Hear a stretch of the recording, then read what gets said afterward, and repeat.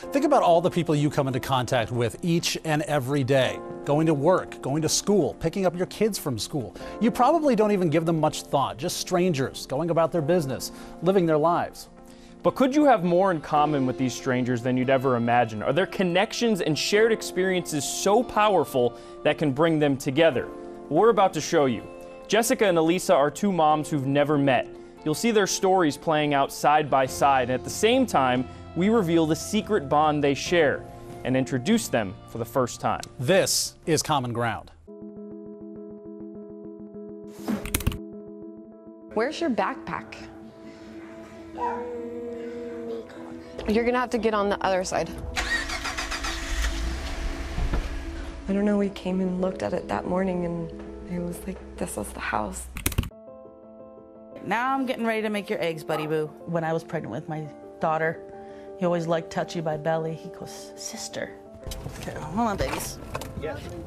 That's a really good Spider-Man. I do that every time my son Justin has an achievement. Yep. It's my boy. Every so often, you know, if that's something that he's done really, really well, he'll want to go to the cemetery and tell his brother. I always wondered, is like, you know, how would he be right now with his brother? I remember the first year or two, as soon as I turned into the cemetery, I sobbed. You think that you weren't there for them, but you did your best. We apologize a lot. And it's just one of those things as a parent that you have that guilt. Yay!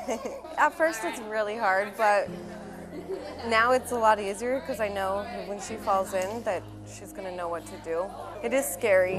It only takes a second for your kid to get away from you. It gives you comfort knowing that she's learning how to swim and what to do if she does fall in. My husband's like, where's Eric? I was just like, oh, let's get up. Let's see if he's in one of his hiding places. So I go and look in the garage. I look under the bed. Everybody's looking around for him. I go on, let me just look outside one more time. And that's when I see him in the pool.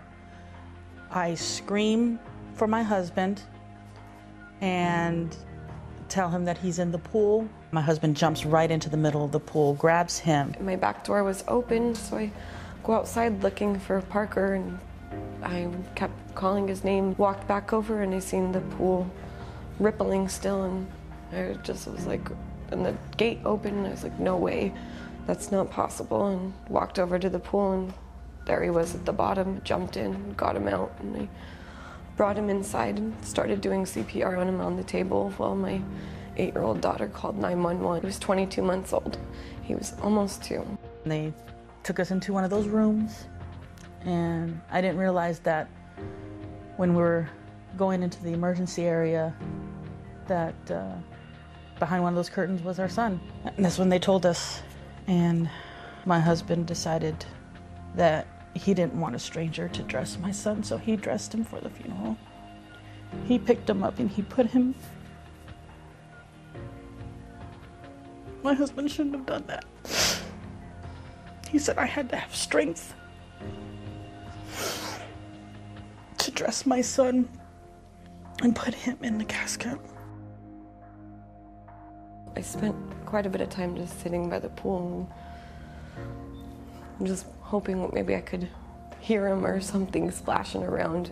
It's a happy place for me. I feel like my son is still with me, and I don't want to leave that feeling. I'll put it over here for you. You know, they'll always have that twin connection, and, you know, I just kind of feel bad that, you know, he doesn't have that physical connection anymore.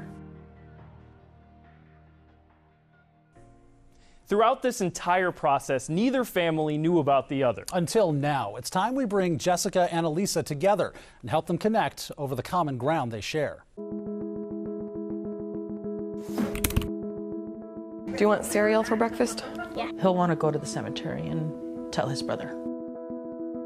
I go and look in the garage. I look under the bed. Everybody's looking around for him. I go on, let me just look outside. Running into the pool, it's not me giving him CPR. It's just that first look of him in the pool. Jumped in, got him out, and I brought him inside. But you did your best. We apologize a lot. And I know you said you wanted to help be a pillar of support for a lot of families. Would you like to go meet her? Yes, I would. hurts to see a family that has to go through that. I first want to give you a hug. Yeah, beautiful son. You too. I'll give you a hug too. I'm sorry you had to do it.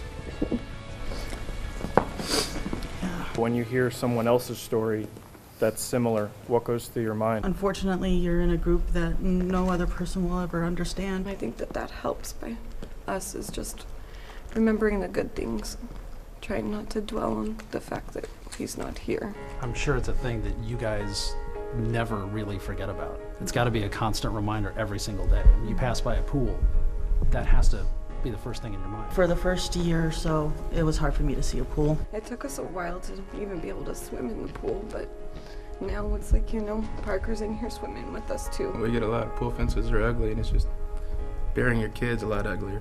That's my main goal, is just to get out there and spread my story. Hopefully we'll be able to change that with your help. The other reason we brought you here was that we're partnering up with Tracy and the Drowning Prevention Coalition.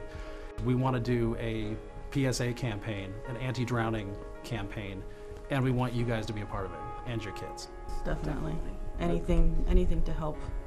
We would tell our Get story less. and cry tear every day as long as one more parent doesn't have to go through what we've all been through. And people are very quick to say, well, it's not going to happen to me because I'm not a bad parent.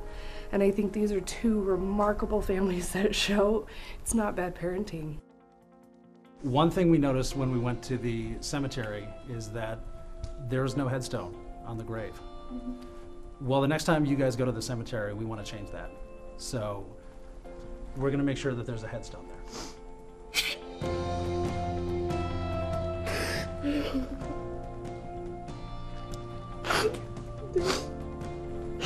It'll be 7 years this March, and he's never had anything.